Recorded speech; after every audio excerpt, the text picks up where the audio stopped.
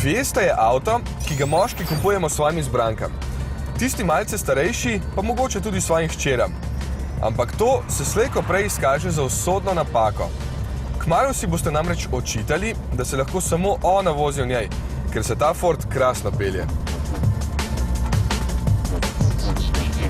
Nova vizija Forda je, da bi bili vsi avtomobili globalni. Da ne bi bili več različni za različna tržišča po svetu. Zato mora biti oblika všeč vsem. In mislim, da Fiesta nima teh težav. Fordov kinetični dizajn je kriv za dinamične in privlačne linije, zato je Fiesta eden najlepših majhnih avtomobilov v tem trenutku. Pa ne le zunaj.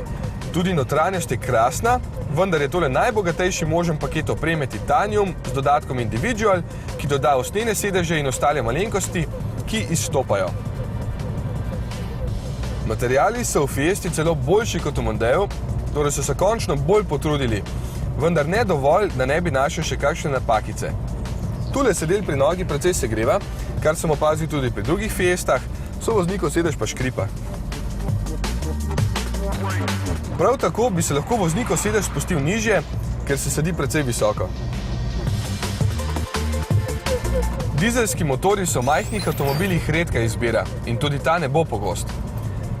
Tudi sam bi se, če ne drugega že zaradi cene, raje odločil za bencinskega. Čeprav tudi ta ni slab.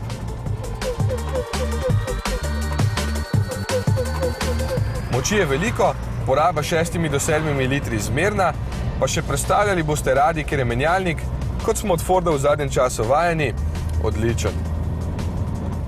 Manjka serijski ESP, za katerega morate doplačati celo pri tej bogati različici. Drugače pa je Fiesta tako na pogled, kot za uporabo krasen avtomobil, s katerim se je Ford prebil med najboljše v razredu. Voznicam pa bo najbolj všeč to, da avto kar sam spelje. Spustite sklopko in gre, ne da bi ugasnil.